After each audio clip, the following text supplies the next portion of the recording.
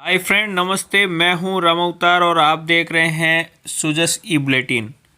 आइए आज के सुजस ई बुलेटिन की प्रमुख खबरों पे अपन एक एक करके रिव्यू करते हैं और देखते हैं कि ये खबरें अपने लिए किस प्रकार परीक्षा की दृष्टि से महत्वपूर्ण हो सकती है। पहली खबर है, चिंतन शिविर, राजस्थान बन रहा है मॉडल स्टेट। एक्चुअल में हमने कल की खबर देखी थी कि 16 और 17 तारीख को चिंतन शिविर का आयोजन किया जा रहा है, जिसमें मुख्यमंत्री ने कहा शिविर में 4 वर्षों के कामों की समीक्षा की जाएगी और भावी योजनाओं पर चिंतन भी किया जाएगा। तो इसमें जो पहला दिन था, अलग अलग विभागों ने अपनी चर्चा करी, अपने विभाग के बारे में बताया। तो अपन भी देखते हैं उन विभागों के बारे में क्या क्या कहा गया है। विजन था कि राज्य का चहुमुखी विकास हो और जनता को पारदर्शिता और जवाबदेही सुशासन दिया जाए। ये तो सबसे पहला विजन था इसका। अगला था अपने अलग अलग विभाग था, जिसमें कल जो विभाग था वो था कृषि विभाग। कृषि विभाग के बारे में ये बताया गया कि पहली बार राजस्थान सरकार ने पहली बार वर्ष 2022 और 23 के अंदर 2022 और 23 का जो बजट था, इसमें कृषि बजट को अलग पेश किया गया था। पहले ये होता था कि आम बजट के साथ ही कृषि से संबंधित योजनाएं या बजट होता था वो प्रस्तुत किया जाता था, लेकिन कृषि को स्पेसिफिक करने के लिए अलग से बजट पेश किया गया था।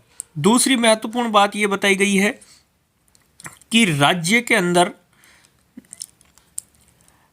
53% सरसों अकेला राजस्थान उत्पादित करता है। देश में सरसों उत्पादन में राजस्थान का पहला स्थान है और देश में कुल जितना सरसों उत्पादन होता है उसका 53% केवल अकेला राजस्थान उत्पादित करता है।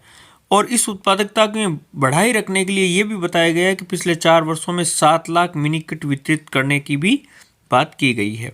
ये तो बातें थी फ्रेंड्स कृषि विकास से संबंधित। अगली हम बात कर रहे हैं, जो चिंतन शिविर चल रहा था उसमें चिकित्सा और स्वास्थ्य विभाग के बारे में क्या कहा गया है।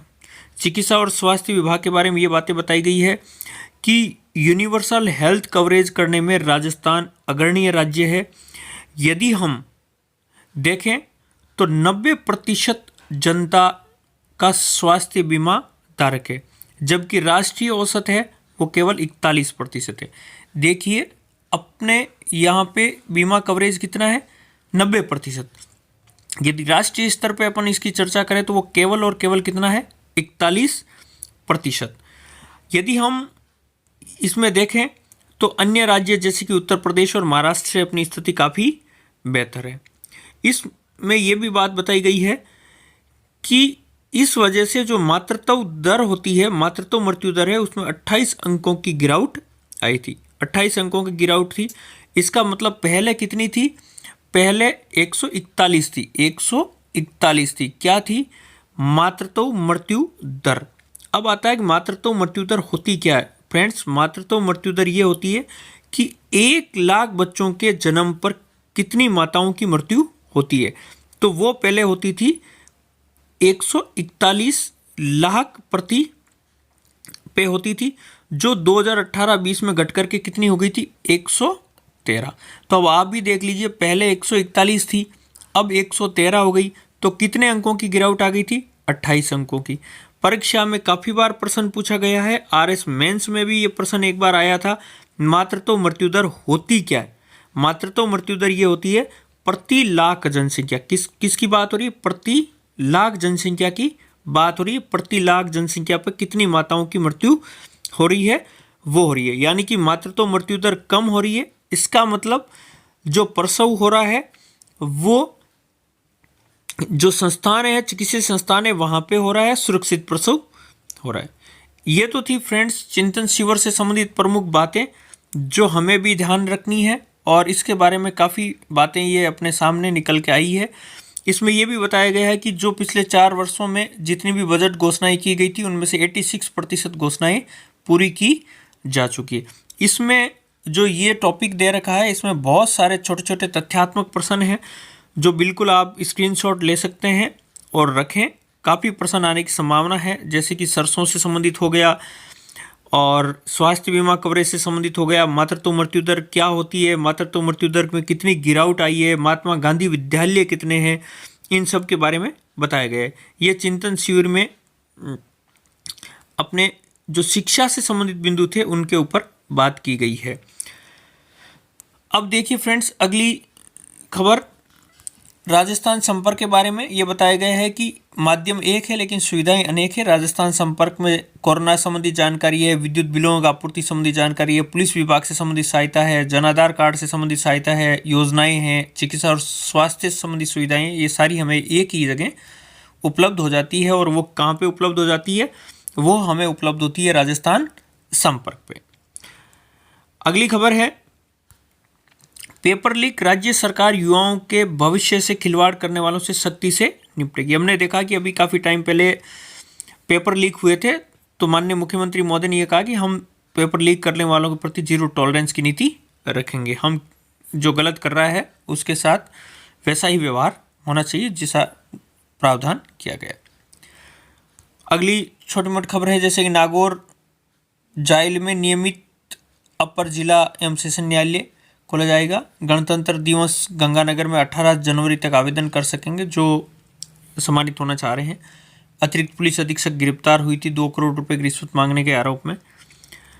और एक ये खबर है कि जो राजभवन है उसमें संविधान भवन का उद्घाटन राष्ट्रपति महोदय द्रौपदी मुर्मू जी के द्वारा किया गया था, तो वो शनिवार और रविवार को आम जन के भ्रमण के लिए भी खोला गया है। आप चाहो तो ऑनलाइन इसका रजिस्ट्रेशन भी इस वेबसाइट के माध्यम से करवा सकते हो। अब इसके अलावा हमें पता है कि जयपुर के अंदर हवा महल है। अभी पर्यटन विभाग ने हवा महल को ऐतिहासिक धरोहर के रूप में प्रतिस्थापित करने के लिए एक हवा महल फेस्टिवल का शानदार आयोजन भी किया था। तो ये तो थी फ्रेंड्स आज की खबरें, और इसमें सबसे महत्वपूर्ण खबर जो मेरे को सबसे अच्छी लगी वो है पाले से बचाव कैसे करना है, उसके लिए एडवाइजरी जारी की गई थी।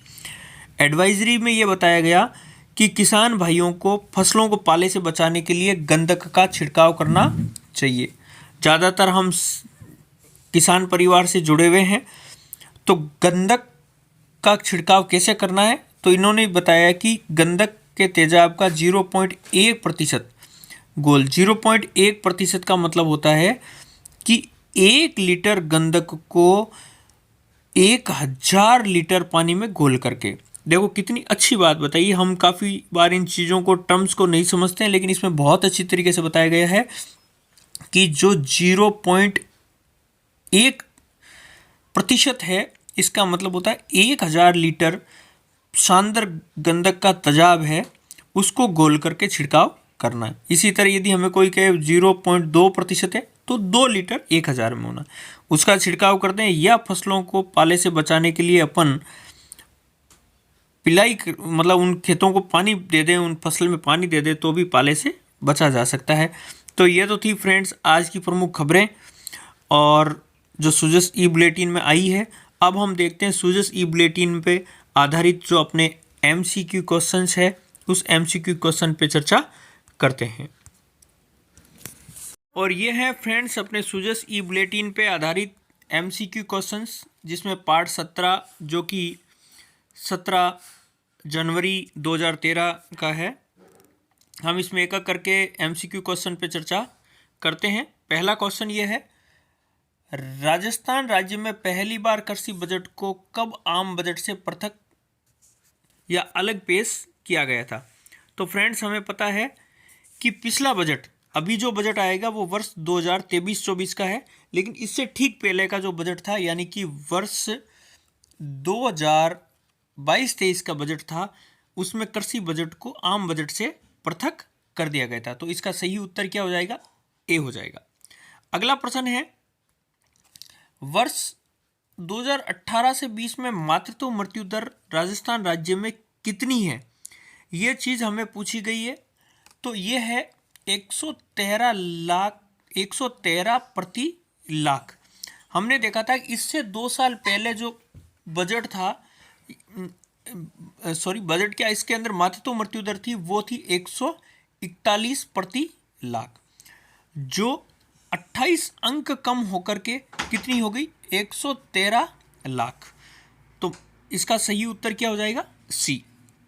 नेक्स्ट क्वेश्चन है फ्रेंड्स, मातृत्व मृत्यु दर में राजस्थान में देश में सर्वाधिक गिरावट दर्ज की गई है, वो कितने अंक की गई है? हमने अभी चर्चा करी थी कि पहले 141 थी, अभी 113 हो गई। तो इसमें से आप माइनस करोगे तो कितना आएगा?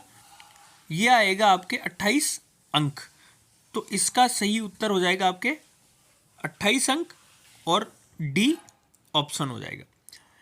नेक्स्ट प्रश्न है फ्रेंड्स, देश में तिलहन के क्षेत्र में राजस्थान का महत्वपूर्ण स्थान है, इसमें देश के कुल कितने प्रतिशत सरसों का उत्पादन अकेले राजस्थान में होता है?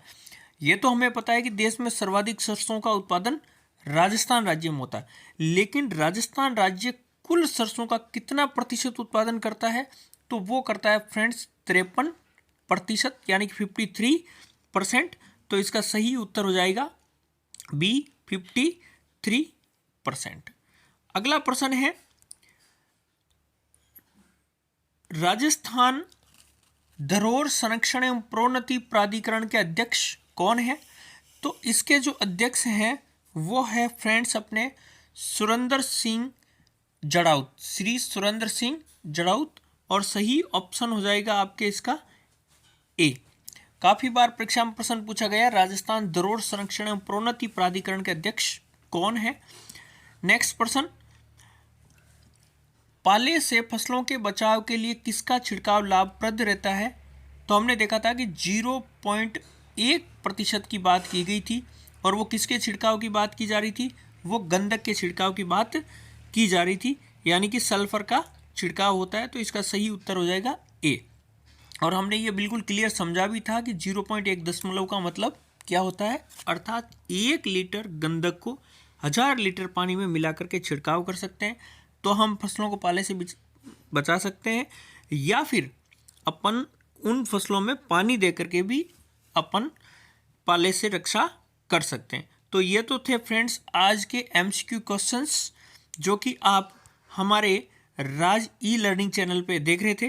प्लीज़ आप हमारे इस चैनल को लाइक, शेयर और सब्सक्राइब ज़रूर करें। Thanks for watching Raj e learning.